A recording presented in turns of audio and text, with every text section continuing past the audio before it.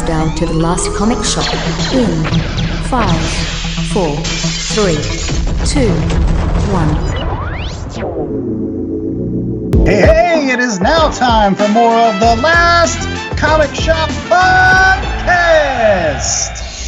That is right. We are opening the shop up to newbies to help them find their way underneath a beautiful, beautiful tent full of flags and rings and other things. Rings? Flags and rings and things. And we are keeping the lights on for those oldies that have heard of these books for years and thought, oh, this might be like The Godfather. Everybody sits to watch The Godfather. And, oh, man, that's great. And then instead you get Marvel Superhero Contest of Champions. Man, you. I said that when we weren't recording. I thought we were going to cut that from the show, you jackass. That was just a great lead-in. I'm the host with the most, Andy Larson. I'm joined by Chad Smith and Jay Scott as we continue with our Marvel books here in January. And we're joined by George from Shortbox Summary. And it is his pick. Like, I think this is the first time in a couple years we've actually had George on, and we haven't said, George, here, read this. Instead, we were like, George, what would you like to read? Mm-hmm. And he picked Contest of Champions because he said he heard about a lot, and he was just like, we got to do this, right? Something like that. Also, a little context. I was in Las Vegas last fall for like a concert with a buddy. I was drunk the entire week I was there. It was great. I was just pretending to be 20 again. And I got a little over my skis because like we had just done like an episode. I'm like, man, I'm pretty close with these guys. I'm going to shoot my shot here. I'm going to request an episode. And here we are 13 months later recording that episode. Andy schedules things well in advance. I do, George. I do. I mean, I try at least. But no, I'm not going to say I was excited when you said let's read Contest of Champions, but I was curious as to why you picked this instead of like Secret Wars or even Secret Wars 2. Like, I would have been like, all right, you want to see Beyonder in that disco jacket? That's fine. I'm cool with that. It's not that. And like, respectfully, I think of you as like the generation before mine of comic book fans. So like, you're actually the people I turn to when I have questions about 80s comics. And I know you're well more versed in 70s comics than I am. And this is supposed to be the first ever event basically from Marvel. And I was like, man, how have I never read the first one? Like, that seems weird. Yeah. For how important this is, like, I had gone back in high school and I grabbed Secret Wars. I'd gone back and grabbed like Inferno and just like all this random stuff that predated my time with comics in general. And I'd never picked this one up. And I was like, you know, let's screw it, man. Like, let's do this. Let's rip this Band-Aid off. Yeah. And man, huge gnarly scab under there. We should have left the Band-Aid on. Well, I still think it's worthwhile. Again, the Last Comic Shop is here to educate, and we will be educating George later in this show on Contest of Champions firsthand.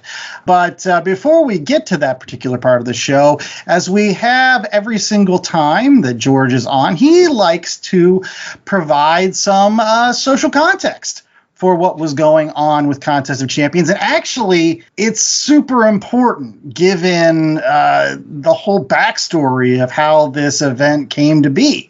Basically, spoiler alert, we're repurposing George and some of the hard work he puts into his podcast here for our show, just like they repurposed Contest of Champions. So he's going to give us some movies and music and, I don't know, maybe even some other comic books that came out in 1982. Which was when Contest of Champions dropped. So, George, without further ado, let's educate those listeners. What happened in 1982? Let's start with Billboard Hot 100, because there are some bangers here. The number one song in the country in June 1982 was Ebony and Ivory by Paul McCartney and Stevie Wonder. Yes, it was. That perfectly fits this book. That's a nice way to put it. There is some questionable dialogue from Wolverine, which, we should discuss that. Song number 2, Don't Talk to Strangers by Rick Springfield. He had another song? Wait, sure did. Yeah. I think he had actually a couple. My sisters loved Rick Springfield, so I'm sure I listened to this song at some point. This isn't the Rick Springfield song people fire up at karaoke, Song number 3, Don't You Want Me by the Human League. That's a good one. That's, of all the songs thus far, that's the first banger. I will put that song on. Song number 4, The Other Woman by Ray Parker Jr. Yes, Ray Parker Jr., the Ghostbusters. Did he steal that one off of Huey Lewis too, or just... No comment. Number 5, Always on My Mind, Willie Nelson. Number 6, Heat of the Moment by Asia. Heat of the moment. Yeah, I listened to that quite a lot, building Legos. I won't lie. The space ones? The cool space ones? Yeah, the castle ones too. I would mix it up. Sure. Why not have knights and space people together? It's fine. It's not a horse, it's a space horse. Song number 7, Rosanna by Toto. So much better than Africa. Just because it doesn't get played at weddings as much doesn't mean it's not. I was going to say, like, Hold the Line, though. You got Hold the Line. I mean, that's a massive banger. I think that's actually even better than Africa. I'm not respecting my own personal reputation. I'm not going to get pulled into an argument about Toto. We're getting stuck in the Toto of it all. Song number 8, Crimson and Clover, Joan Jett and the Blackhearts. Finally! J.A.'s like, I used to play that song all the time. All right. It's song number 9, 8675309, Jenny by Tommy Two-Tone. Yes, which somebody in my town had that phone number because our subdomain code, whatever that is, was 867. So they had to change their phone number because people kept calling asking for Jenny. Oh, no. Sure. And song number 10, It's Gonna Take a Miracle by Denise Williams, which I gotta be honest, I am unfamiliar with that song. Nope, I got nothing. I was 2. I was not. Denise Williams. I'm unaware of her entire oeuvre. Okay, all right. In that case, the number 1 TV show with like over 25.5 gotta be Dallas market share. Number 1 is 60 Minutes. What? Okay, I mean, sure. An informed electorate. Who would have thought? Yeah. People were still old in the 80s. Exactly. But yeah, no. they were. They took Geritol. A news broadcast that actually told you news as opposed to whatever they do today. TV show 2, that was Dallas. Okay. All right. I was going to say, if something was going to beat out Dallas, I guess 60 Minutes counts. Is that before or after they shot JR? 1980, JR was shot.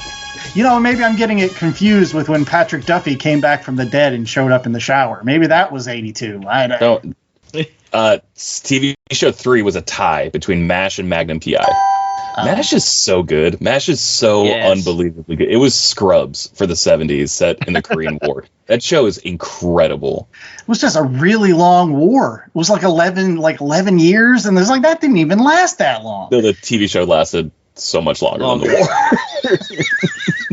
It wasn't a war, it was a police action. All right. But Magnum PI? Nuns don't work on Sunday. Yeah, still one of my favorite clips ever. TV show 5, Dynasty. 6 was Three's Company. I wonder if Suzanne Summers was still on there by that time. If she was off, then the show was already on its way out. But yeah. Number 7 was Simon and Simon, which is actually a show I'm unfamiliar with. You need to watch that. You need to watch Simon and Simon. That's got the guy from Major Dad and some other dude. I forget what his name is, but Major Dad's on there. And there was like this forklift in the opening credits.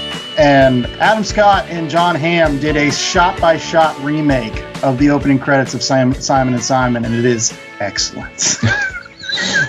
Number 8 is Falcon Crest, which I am familiar with. Watched a bunch of that during the pandemic for some reason I can't fully explain. It is like a primetime soap opera, much like Dynasty in Dallas, but like set at a vineyard in Northern California. Yeah, I'm trying to think if that one's also a spinoff of Dallas, like Knots Landing was. God, you see, this is why I like talking to you guys about 80s stuff. You just know so much more. Number 9 was The Love Boat. Oh, it's exciting and new. And 10 was a tie between the A-Team and Monday Night Football. Wow. I know, football's 10. Isn't that incredible? And it was tied with A-Team. And that's like peak A-Team. I think that's like either season 1 or season 2. That's right out of the gates. Well, what was WrestleMania 1? Mr. T, he was the zeitgeist. 85 was WrestleMania. When was Rocky 3? Tell me on the dates. Is that on the movies? Don't spoil the movie segment, Joe. Oh! No, All right, let's get the 82. movies real quick, and then should we go? You want to go down from 10 to 1 or up from 1 to 10? Let's go 10 to 1. Okay. Yeah. Number I just 10. want Rocky 3. Number 10. I had to look this movie up. It's called Mega Force. Like, Yes!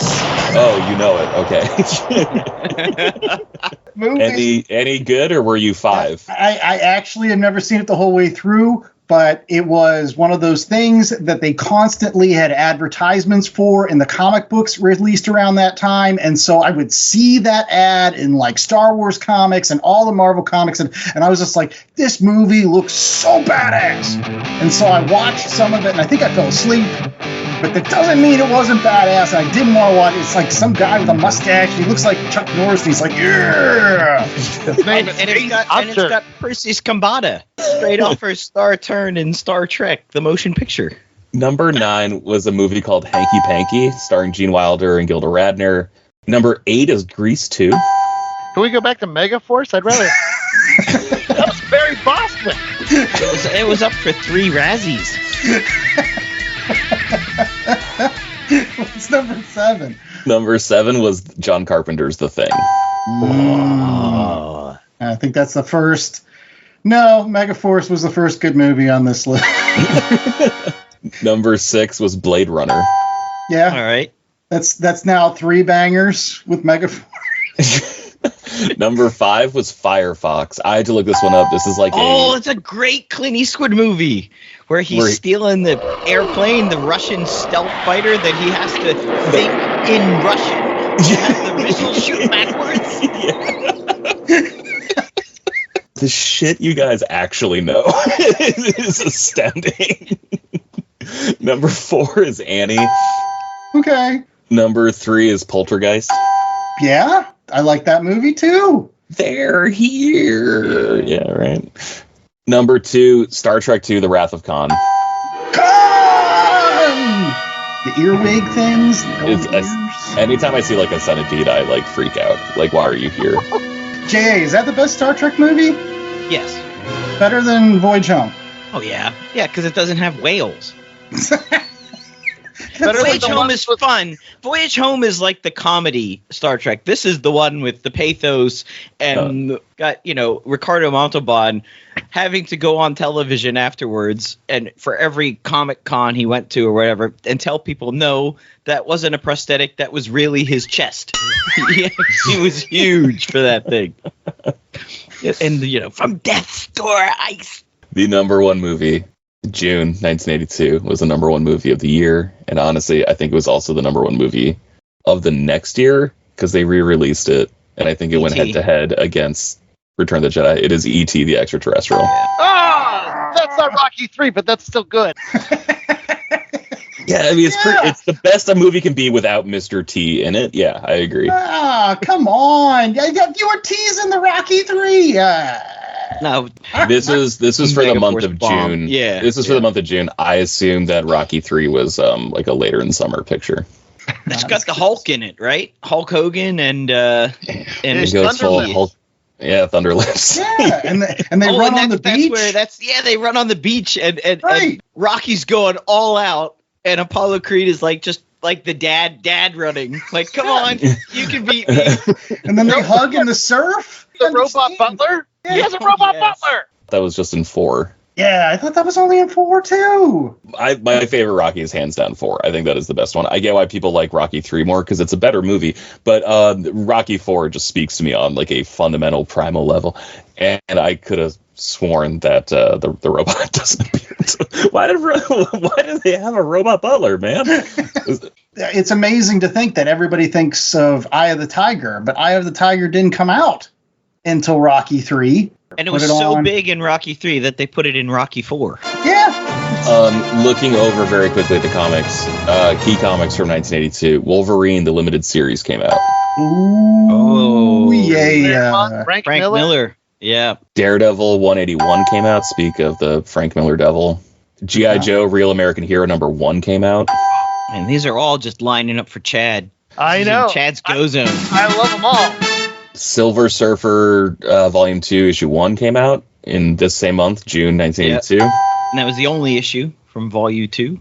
Uncanny X-Men was like from like the 155 to the 60s range. Marvel graphic novel number 4, is that God Loves Man Kills? First New Mutants is number 4. Oh, okay. Well, Amazing Spider-Man was 229. Masters of the Universe issue 1.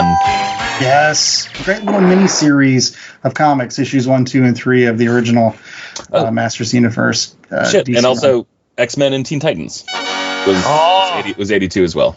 My favorite crossover of all time. Yes, we've got an episode about that. Make sure that you're checking it out in our archives. Thank you so much, George, for filling us in on the comic books, movies, music, and TV shows of 1982. We will be right back with more Last Comic Shop right after these commercial breaks, where we'll talk about the Olympics of 1980, because it'll all make sense in a second. Looking to save money on your collectible supplies? Whether it's comics, cards, sports memorabilia, or miscellaneous pop culture bric-a-brac, make sure to use promo code LCSPOD to get 10% off your orders at bcwsupplies.com. Not only does it get you a discount on BCW's already low prices, but using LCSPOD at checkout is an amazing way to show support to the Last Comic Shop podcast, the most incredible comic book podcast on the airwaves. So if you are in need of collectible supplies, head out to bcwsupplies.com and use promo code LCSPOD today. That's promo code LCSPOD. Cheers!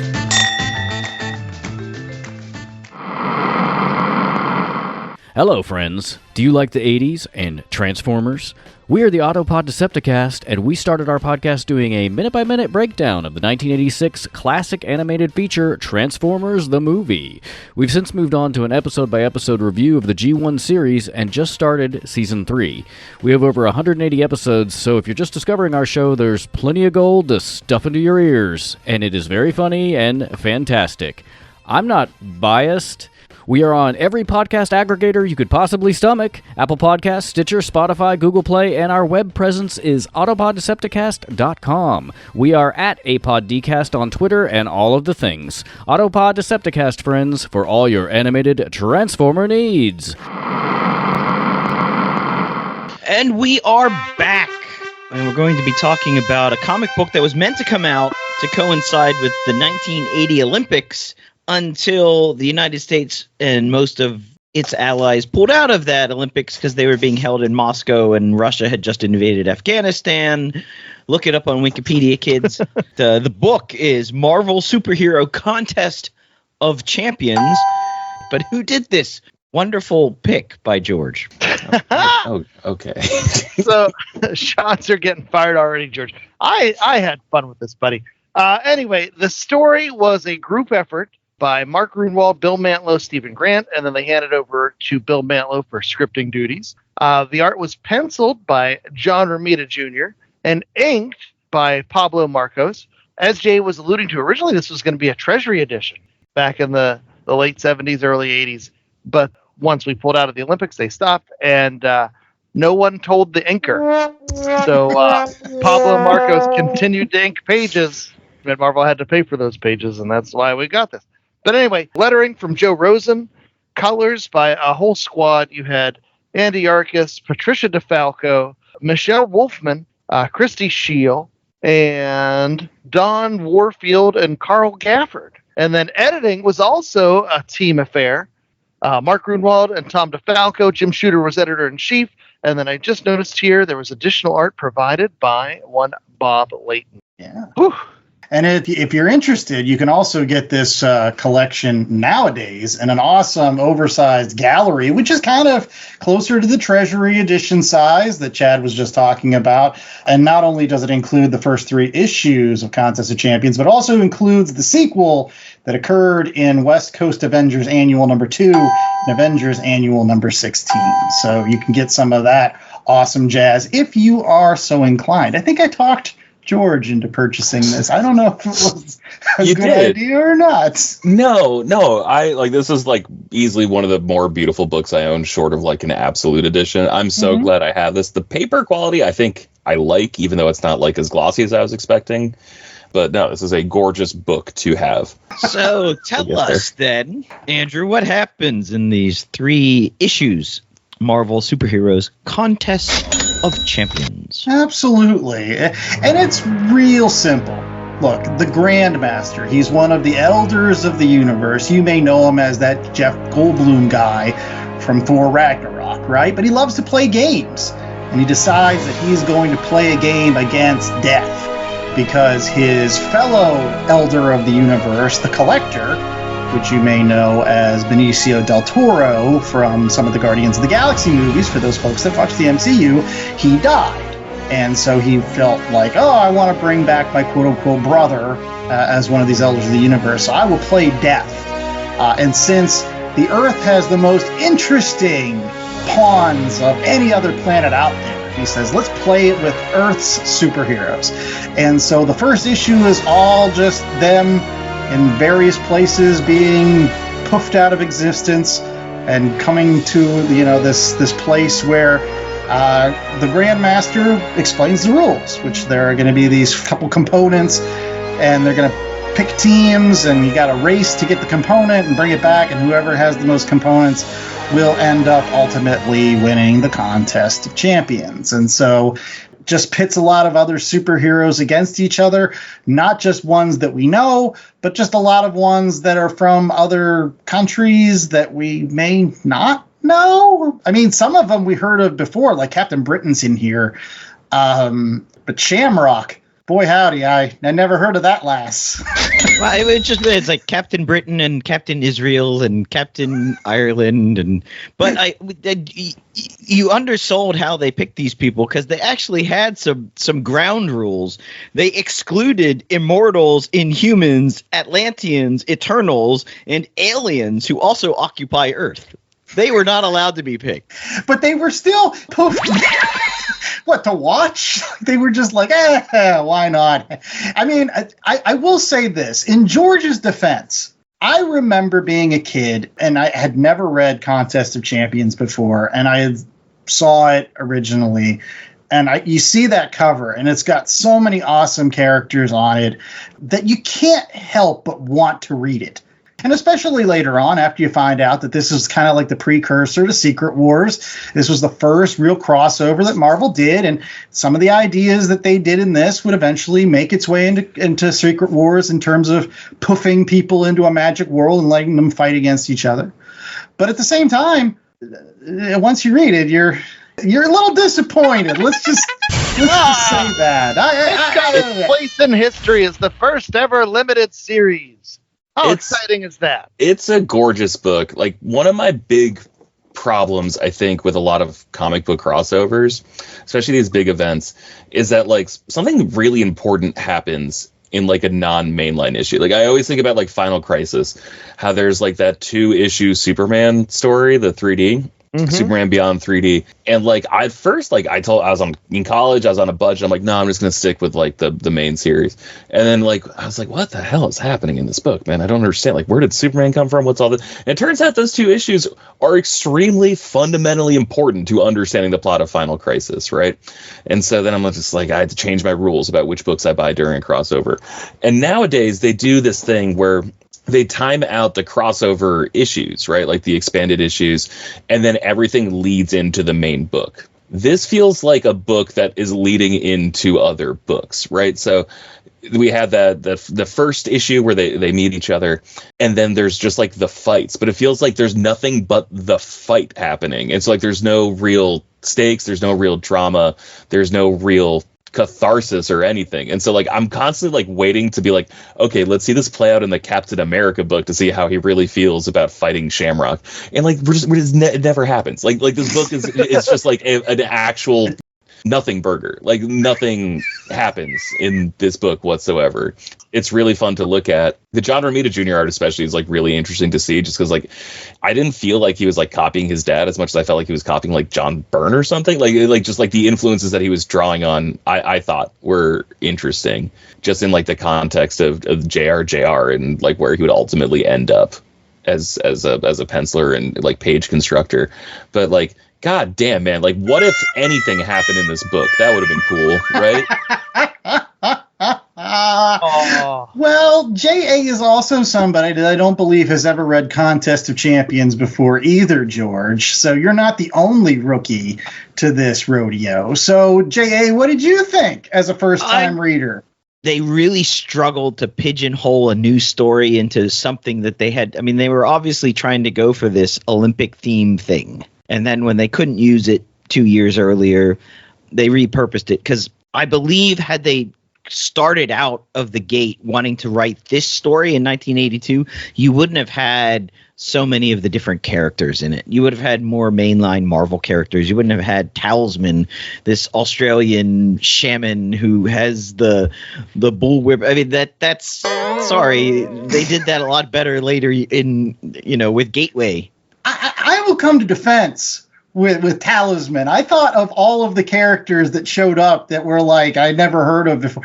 Him with the Dreamtime thing and stuff. I was like, this guy's kind of cool compared to like Arabian Night guy with his flying carpet and his scimitar of the Chinese guy that the collective man. I love the collective man. He was actually a Hulk bad guy. He wasn't just made for this.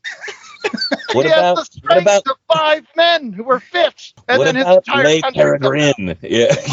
The Battle of the Planets guy. How cool was that? They just took him from Battle of the Planets and made him French. It was a cool outfit. And we have the original Captain Britain outfit, which is just shockingly ugly.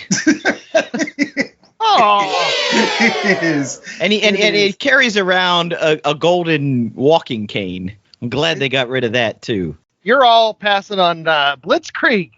We're like, let's just take Electro and make him have a Silver Surfer and Iceman slide out of electricity and give him a German accent. This is the best one. Did he even show up very much in this? He showed up and got his ass kicked by Storm, yeah. I was going to say, too, I was shocked how many Marvel characters that by 1982 had not yet met.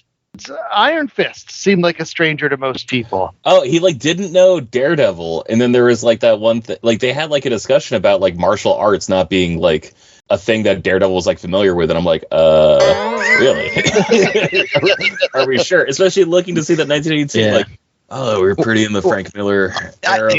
That's interesting. I did think they were pretty on the nose with the fact that the big American superheroes didn't know any of their foreign counterparts, but the foreign counterparts all knew the American superheroes. Hey, man, that's how culture works, man. I don't know the best soft drink from Argentina, but I know they have Coke there, imperialism elite. I can make that joke because I'm half Chilean, and I'm supposed to not like Argentinians. So, well, I will say this. My favorite issue is still issue number 1. I think, honestly, I probably could read issue 1 over and over again. The whole MacGuffin after that, where they actually start fighting against each other, that kind of gets cheesy. But I like the idea of bringing these characters together. It's kind of exciting. There's a lot of, potential greatness there before you get later on. You're like, yeah, this doesn't pan out very well. Oh, look at Machine Man talking with Vision. Yeah, that's super cool. Look at Spider-Man's talking with Spider-Woman and they're jawing back and forth. It's nice to look around the Marvel universe and take stock of who they had in their roster in 1982, and they bring everybody in. And that's you can see the fingerprints of Mark Grunwald all over this particular book, just simply because he was eventually the guy that would create the ultimate guide to the Marvel Universe and would start cataloging all the characters so that you could know who they were and what their first appearance were. And I think there's even pages where they just list all the characters. And that's the precursor to all that. He was a continuity wonk, and that really shows. And so it's a celebration of the 616. That first issue is a celebration of everything that was cool about Marvel at the end of the Bronze Age, which it was pretty cool, actually. No, huge agree. And also, you see parts of the Marvel Universe you had never seen, like Shamrock. like Arabian Night, like Le Parrain, you know, like the unknown contest sponsor. Which I mean, who didn't know that wasn't Death? Come on. They even tell you on the third cover. But no, issue number 1 is worth it, not only for the beautiful cover, but also that 2-page spread with every Marvel hero ever all in the same room just looking around. Yeah. That is just beautiful. It is actually amazing how many times people actually still to this day think that's from Secret Wars because there's so many characters there. And you know, it actually feels cheap afterwards because, like, Secret Wars, we didn't even get all of those characters. We didn't get Invisible Woman in Secret Wars. We didn't get a lot of the other characters that we should have. And I don't know. Could you imagine Secret Wars with the roster of characters that they lined up for the Contest of Champions? That would be super cool. You're getting at like a problem I have with this book, right? Because you're right. Secret Wars makes so much sense when it has heroes and villains, right? This book is exclusively heroes. And like until it was like Ben and Black Panther in the 3rd issue, right? That was like the last one. Yeah. That was the first time they ever felt like, why are we doing this? Like why don't we talk this shit out? Wait, I like the fact this was back when Wolverine was still a killer. You know, Yes. he was that super unreasonable, like Wolverine being that guy at the board game party who's just ready to stab people over it. We've all been there. What are you talking about? You're not giving me any sheep. We're playing Settlers of Catan here. Got the market on sheep, bub. he already had the old the brown and orange, which is the better costume. I'm sorry, it's the better showed up costume. smoking a heater immediately, like just lit up as soon as he got to wherever he was going. It was just like, let's kill some people. It's like, wait, what? We're friends. We're all heroes. That's the problem with this book. No tension and like no, there's no real reason. Because like at least the way I read it in the first issue is just like, yeah, either I win and I'll unfreeze Earth and never use your people ever again in my games, or she wins. And I'm like, well, obviously Grandmaster should win, right? Like that sounds so much better than the alternative. It's like, yeah, but if I don't win, then like I'll kill everyone on Earth and like leave you frozen in time forever. It's like, yeah, Grandmaster should probably win. That sounds like the better solution. And like that was just so confusing. And then I can't wait to get to the editorial mistake at the end of the series. I'm so excited. In any case, well, let's talk about that when we get to ratings, and we'll do that right after these commercial breaks. So stay tuned for more Contest of Champions goodness right after this. Welcome to Victims and Villains. This is the channel where we talk nerd, we talk hope, and we speak nothing else. I'm your host, Captain Nostalgia, and I'm so glad that you're here to join us. Victims and Villains is a podcast and YouTube channel that marries pop culture and suicide prevention, producing content with the intent to let people know that there is hope and that there is a better way, and that each and every listener has value and worth. Listen to Victims and Villains on your favorite podcast catcher or on YouTube by searching for Victims and Villains. Also, check out their website, victimsandvillains.net.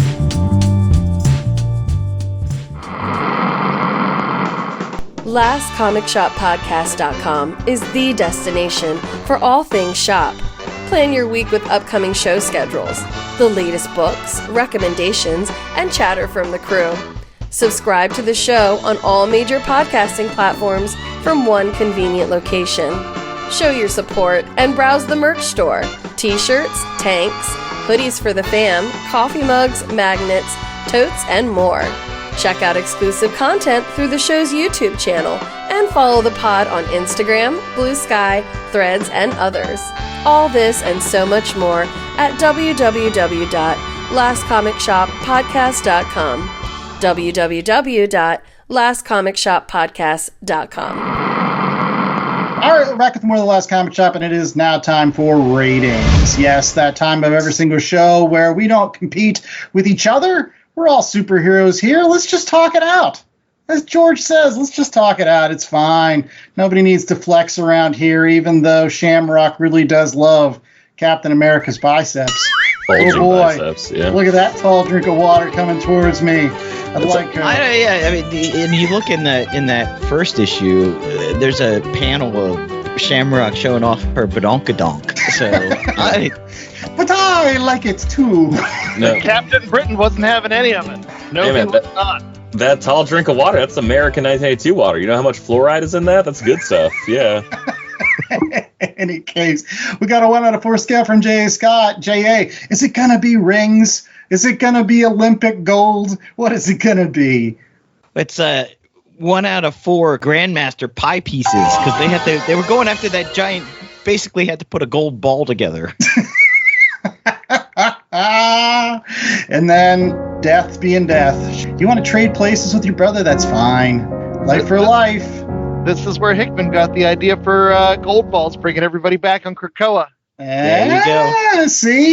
See how everything ties together? I don't know if it really does. Anyways, let's start off with J.A. Hey, how many Grandmaster pieces are you giving this? It's like a good, bad movie. It's cheesy. It's nonsensical.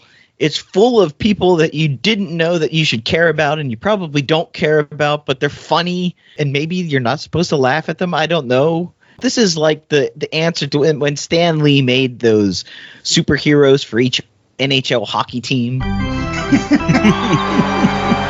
This is kind of like that, but for nations. But it's not horrible, even though it is bad writing. It's a fun read. It's easy to read. I gotta give it 2.5. I mean, it's above average slightly, just because you get all those superheroes together, and then you get all these crazy. My favorite part was those wacky superheroes I'd never heard of, like Shamrock or Collective Man. There's like this Chinese guy that splits into 5 and then can power himself with all the nation of communists behind him to throw off the Sasquatch, but then pass out. Oh, Lordy. All right. Chad, what are you giving it? Well, I think I'm in a similar vein where I think this was fun. I look at it from a historical perspective.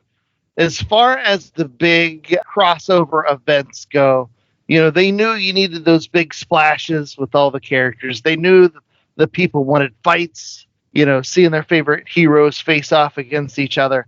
They just didn't have a really great story behind it.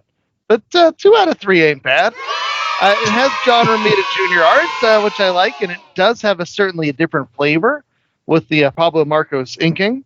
It wasn't bad, but it wasn't good yet. As Andy alluded to, I think this plants a lot of the seeds, and some of those things, involved maybe a slightly more detailed story, or having a greater reasons for conflict amongst the characters, or realizing we don't really need Shamrock or La Peregrine, even though pretty cool.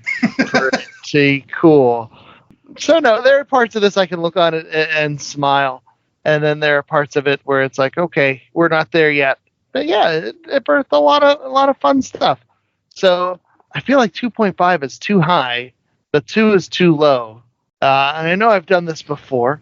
I'm gonna go with the 2.333333 repeating. Okay. Well, there you go. I like the ad infinitum to your scores. You're the one that has to keep track of them at the end, so that's the fine math with is me. hard. I'll go next, and I think I'm going to again agree with my co-host Chad. I think we're of a similar mind with this, that from a historical perspective, I do agree that Contest of Champions is a book that you should read. That's why I didn't stop George when he suggested it. When he said, like, hey, let's read Contest of Champions, I said, all right, let's do it, because I've read it before, and I was disappointed after a little while that it wasn't as great as I thought it might have initially been, but I still think it's something that you should behold. Not The Godfather. No, not The Godfather at all. But still something that you should behold, especially that first issue. I mean, the fact that they bring in all of those superheroes together, the fact that you get that gorgeous splash page with all of those characters, it's just a cross-section of how great Marvel was in the early 80s and how many awesome characters were out there for them to plumb. And again, as a guy that's been a Marvel dude his entire life, oh boy, seeing all of those characters that I love all together. Would it have been cooler to have the villains? Yeah, but that's what I eventually got in Secret Wars. I got the villains in Secret Wars. And unfortunately, as a trade-off, I got less heroes, which kind of made me a little bit grumpy. But still, I think Contest of Champions is a great thing if you just want the hero side of it. And plus, remember, this was still a time when comic books were written for all ages, especially kids between the ages of 8 and 16. And all they wanted to see was superheroes fight. That's fine. Get your action figures out. I'm sure you did it.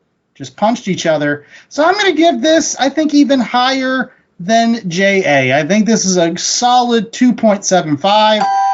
It's close to a 3, but like a lot of things from that time, it didn't really age as well as it should. And plus, it really does end with like a, what the hell was that? They only missed an hour of time? Great, whatever. George. This book sucks, man. I'm gonna give this like a 1.5 just because like it was the first, but like I gotta be true to myself here. Like, I don't care about the Beatles as a band. However, all of my favorite bands, their favorite band is the Beatles. I just like what was derived from the Beatles significantly more than what they gave us. You know, like the Rosetta Stone is like the important part, like the leap forward that we were able to make once like the understanding from what was there. Rosetta Stone, by the way, a character introduced in Contest of Champions 2, which involves the Brood and isn't really related, but has Rosetta Stone. Like the one from 1999? Yeah. Are you serious? Okay, damn. Okay. This book does a good job of laying the groundwork for bigger ideas from comic book companies, for better and for worse, because I know everyone's got event fatigue and all that. It's like, you don't. You actually just have bad event fatigue. And I think that this book does its best to try something new and then spectacularly fall short of what is possible. And I can't fault it because it was just a product of the time. And like Chad said earlier, it is the first limited series that Marvel ever put out. So they didn't really know what they were doing. I think some of these things in it are unforgivable, and I don't understand how it made it past editorial. And I'm sure we'll talk about that more in a second when we get to recommendations. Yeah. Well, without further ado, let's get to recommendations. That time of every single show where we give you other comic books in addition to Contest of Champions, which you can probably try to track down in some single issues if you are inclined. I mean, Chad found a copy with, Juicy Fruit drawings stuff. It was still is fine. Or you can get the Great Gallery Edition, which I'm going to go ahead and start off with because included in the Gallery Edition is my recommendation. I feel like you should pick up the Gallery Edition. George brought it up, like at the end of this, it's a nothing burger if you just read the first 3 issues. But then you get these 2 annuals. They occurred in West Coast Avengers Annual number 2 and Avengers Annual number 16. And it kind of continues the story a little bit further, where the Grandmaster goes and collects all the Avengers because he does love to with the Avengers, if you're a longtime Avengers fan. So he collects all those guys, kills them, brings them to Death's world so that he can try to get back into the real world, and somehow forces them to fight each other before then making the Avengers fight against the Legion of the Undead, which is just a bunch of characters, many of which were not dead. I mean, Bucky shows up. He was technically not dead. He was dead in the continuity at the time, but he was still, we retcon. Also, Green Goblin shows up. He ain't dead either. Uncle Ben show up? He's still dead, right? Uncle Ben is still dead. Does He's he show still up? Dead. But at the end, Hawkeye grifts the Grandmaster into bringing everybody back to life in a great Hawkeye way. So he saves the universe again. Hawkeye is one of the best characters that Marvel ever created, I gotta say.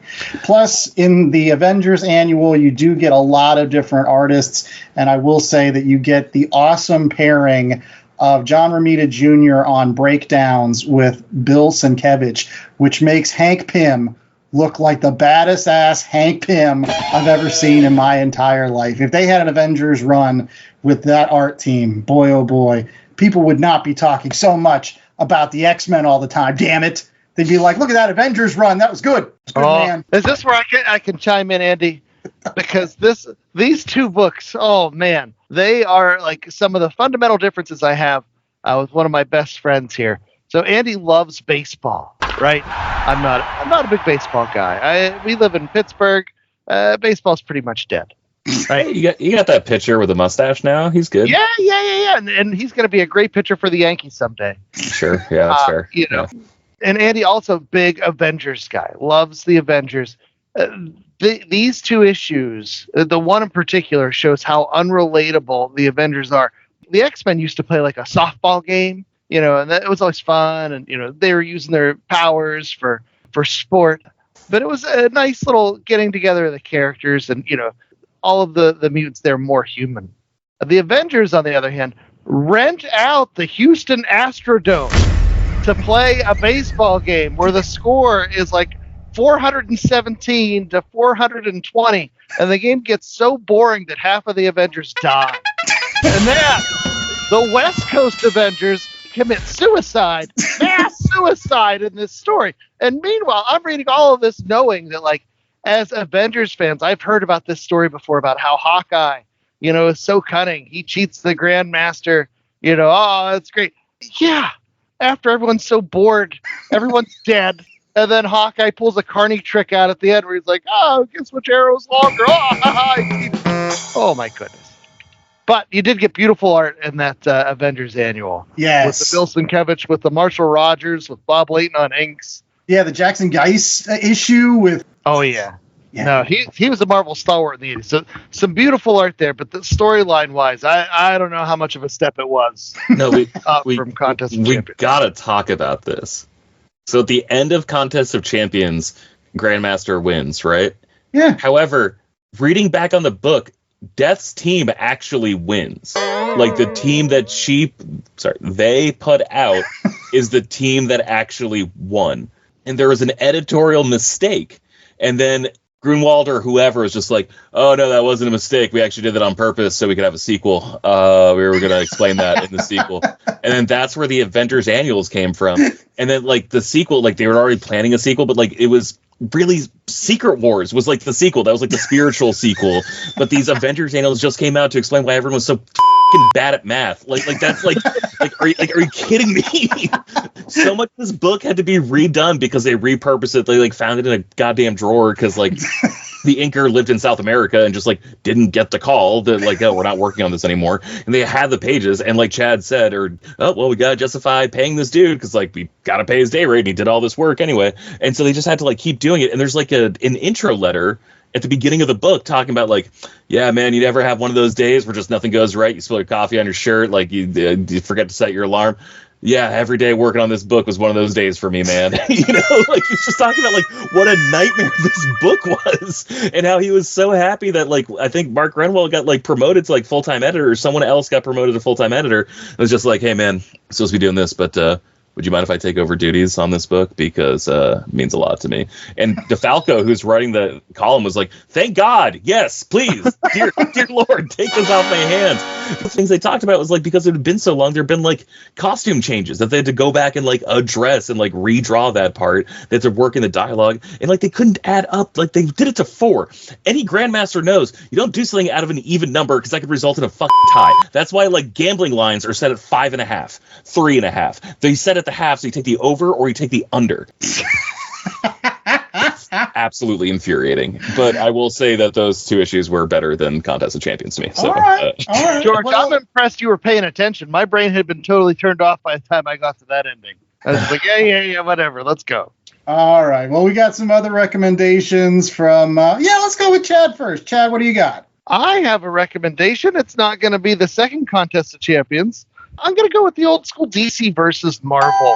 Speaking of crossovers and big time events, this came out in the 90s. It was also very disappointing. But fans got to vote on who was going to win between your favorite Marvel characters. And this was the time period where you had a lot of replacement heroes. You know, you had the Scarlet Spider. Ben Reilly was your Spider-Man. Kyle Rayner was your Green Lantern. And Wally West was your Flash. That sort of stuff. But you had these two companies get together and write a story that, like I said, it may not have been the most rewarding experience. It's always just fun to see these guys get together and, say their taglines in front of each other and watch them react and watch them bounce off each other.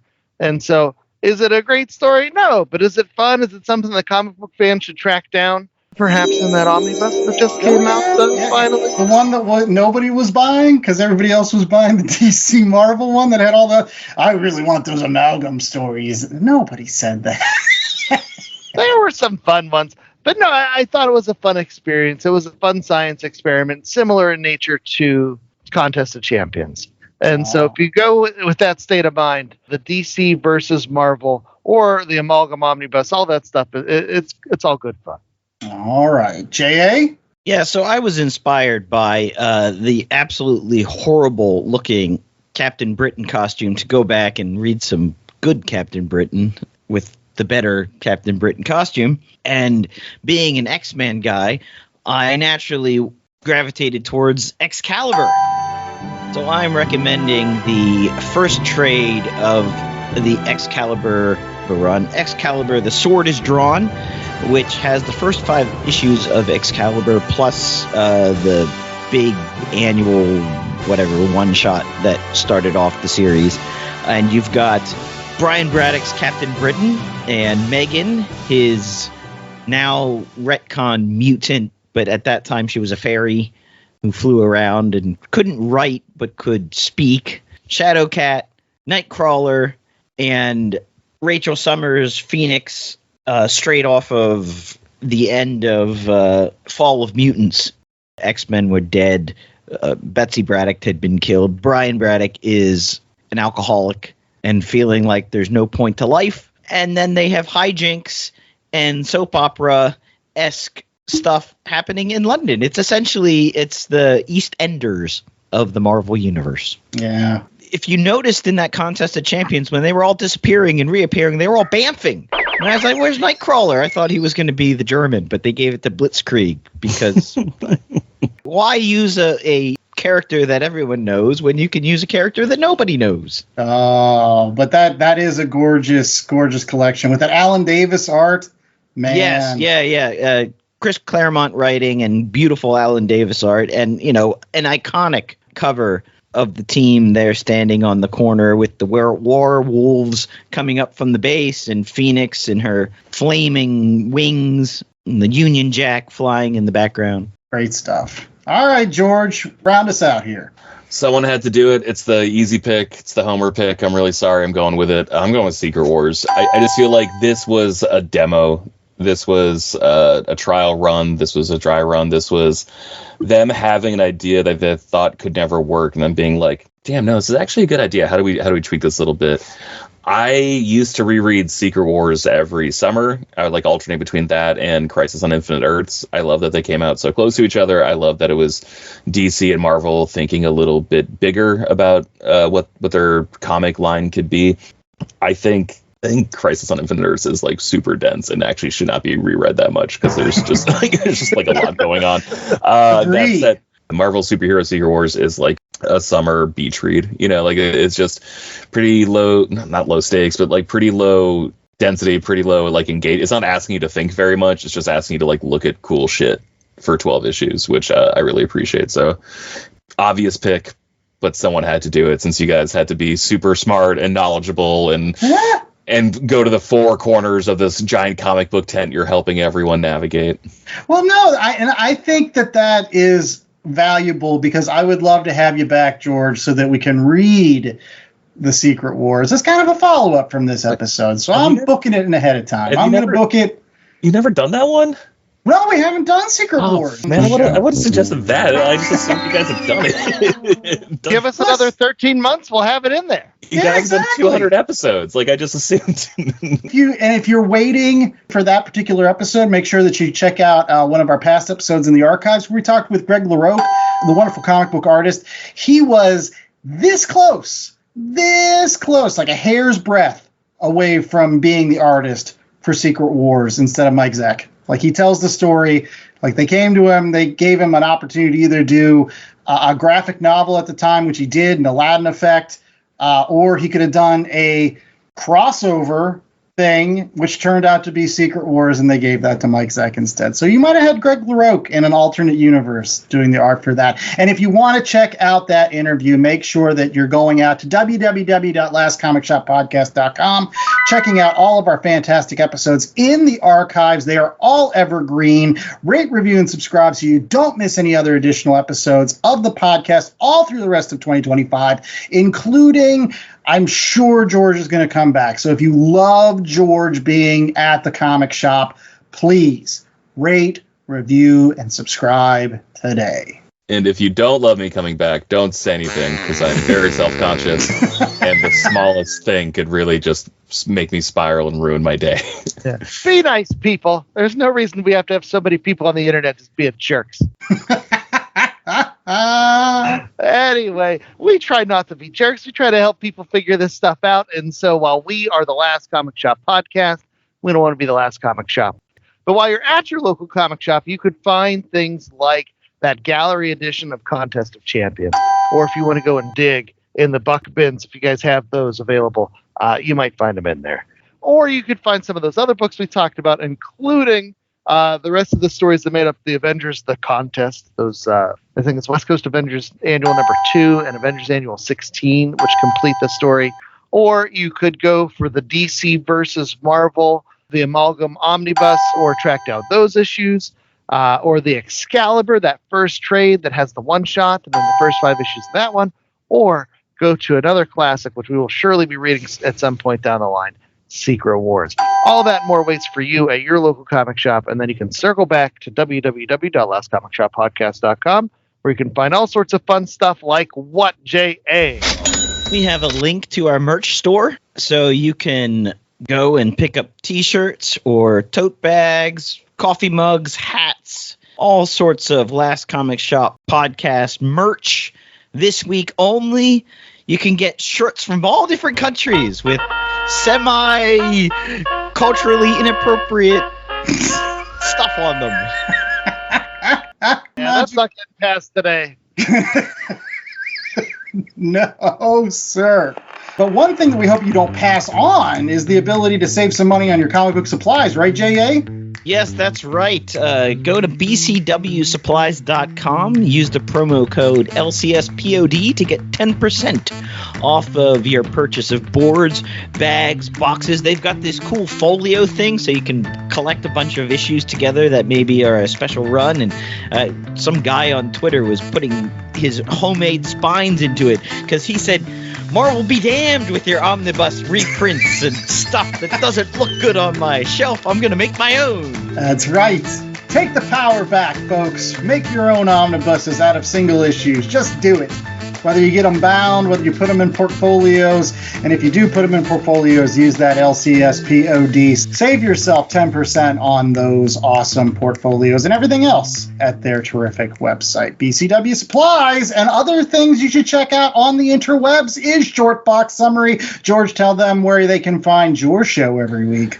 You can find my show anywhere podcasts are available. In fact, you can pre-order the next episode right now by looking it up on Spotify, on Apple Podcasts. I like to use this service called Overcast. I've also used Pocket Cast. And really anything with cast in it, you can find it. Like I said, pre-order the next episode by subscribing.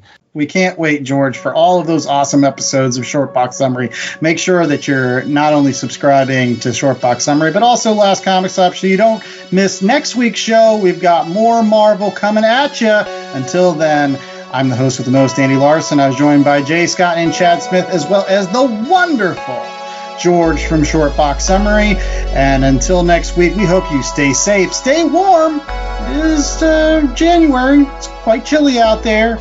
And remember Battle of the Stars on ABC? Was it Battle of the Network Stars? Yeah. Yes. Gabe Kaplan, who was on Welcome Back, Carter, was actually an excellent runner. And a pro-level poker player.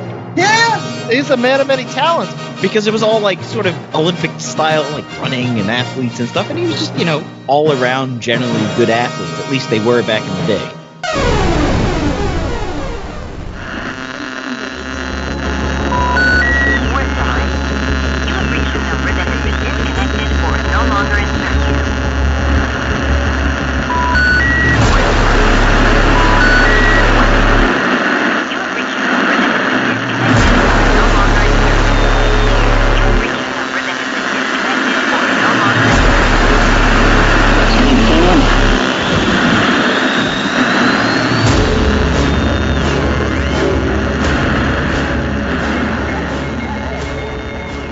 The Last Comic Shop podcast was a 2025 Black Angus production.